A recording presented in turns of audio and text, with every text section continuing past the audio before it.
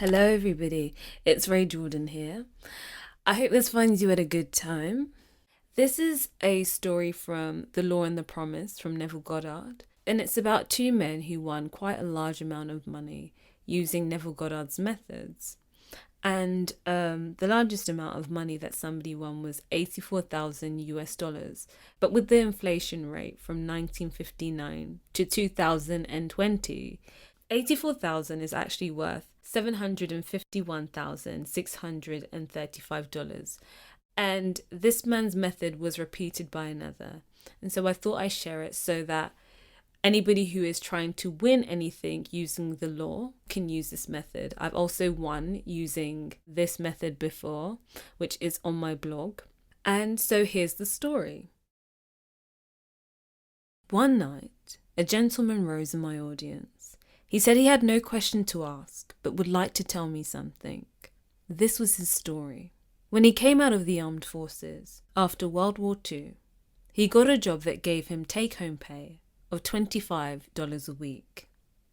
After 10 years, he was making $600 a month. At that time, he bought my book, Awakened Imagination, and he read the chapter, The Pruning Shears of Revision. Through the daily practice of revision, as set forth there, he was able to tell my audience 2 years later that his income was equal to that of the President of the United States. In my audience sat a man, by his confession, was broke. He had read the same book, but he suddenly realized he had done nothing with the use of his imagination to solve his financial problem. He decided he would try to imagine himself as the winner of the 5 to 10 pool at the Caliente racetrack. In his words, in this pool, one attempts to pick winners in the 5th through the 10th races. So this is what I did. In my imagination, I stood sorting my tickets and feeling as I did so that I had each of the 6 winners. I enacted the scene over and over in my imagination until I actually felt goose pimples. Then I saw the cashier giving me a large sum of money, which I placed beneath my imaginary shirt. This was my imaginal drama. And for 3 weeks, night after night, I enacted this scene and fell asleep in the action.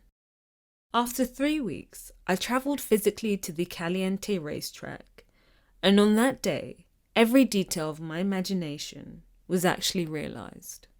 The only change in the scene was that the cashier gave me a total of 84,000 instead of currency, TK.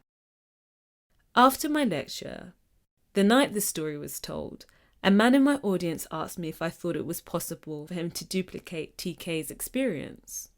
I told him he must decide the circumstances of his imaginal scene himself, but whatever scene he chose, he must create a drama he could make natural to himself and imagine the end intently with all the feeling he could muster. He must not labour for the means to the end, but live imaginatively in the feeling of the wish fulfilled. 1 month later, he showed me a check for 16,000 US dollars, which he'd won in another 5 to 10 pool at the same Caliente racetrack the previous day. This man had a sequel to his most interesting duplication of TK's good fortune. His first win took care of his immediate financial difficulties, although he wanted more money for future family security. Also, and more important to him, he wanted to prove that this had not been an accident. He reasoned that if his good luck could happen a second time in succession, the so-called law of percentages would give way to prove for him that his imaginal structures were actually producing his miraculous reality. And so he dared to put his imagination to a second test. He continues, I wanted a sizable bank account, and to me, this meant seeing a large balance on my bank statements. Therefore, in my imagination, I enacted a scene which took me into 2 banks. In each bank, I would see an appreciative smile for me from the bank manager as I walked into his establishment, and I would hear the teller's cordial greeting. I would ask to see my statement. In one bank, I saw the balance of 10,000 US dollars, and in the other bank, I saw the balance of 15,000 US dollars. My imaginal scene did not end there. Immediately after seeing my bank balances, I would turn my attention to my horse racing system, which through a progression of 10 steps would bring my winnings to $11,533 with a starting capital of 200. I would divide the winnings into 12 piles on my desk, continue counting the money in my imaginary hands, and I would put 1,000 in each of the 11 piles and the remaining $533 in the last pile. My imaginative accounting would amount to $36,533, including my bank balances. I enacted this entire imaginative scene each morning, afternoon, and night for less than 1 month. And on March the 2nd, I went to the Caliente track again. I made out my tickets, but strangely enough, and not knowing why I did so, I duplicated 6 more tickets exactly like the 6 already made out. But in the 10th selection, I made a mistake and copied 2 tickets twice. As the winners came in, I held 2 of them, each paying $16,423 and 50 cents. I also had 6 consolation tickets, each paying $656 and 80 cents. The combined total amounted to $36,788. My imaginary accounting 1 month before had totaled to $36,533. 2 points of interest, most profound to me, were that by seeming accident, I had marked 2 winning tickets identically. And also by the end of the 9th race, which was one of the major winners, the trainer attempted to scratch the horse, but the stewards denied the trainer's request. Signed AJF. How subtle were the threads that led to his goal? Results testify to our imagining, or we really are not imagining the end at all. AJF faithfully imagined the end, and all things conspired to aid his harvesting.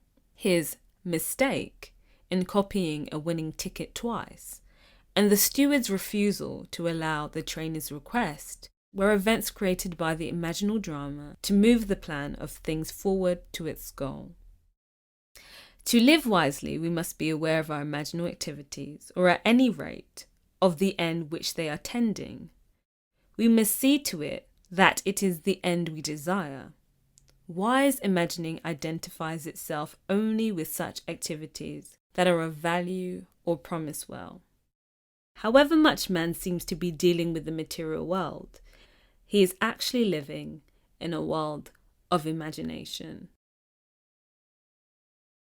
You've reached the end of this video. Thank you so much for watching. Please remember to like and subscribe and to hit the notification bell so that you'll be notified whenever I upload. If you are interested in purchasing a manifestation package, you can do so at manifestingwithin11.com. All the information will be linked down below.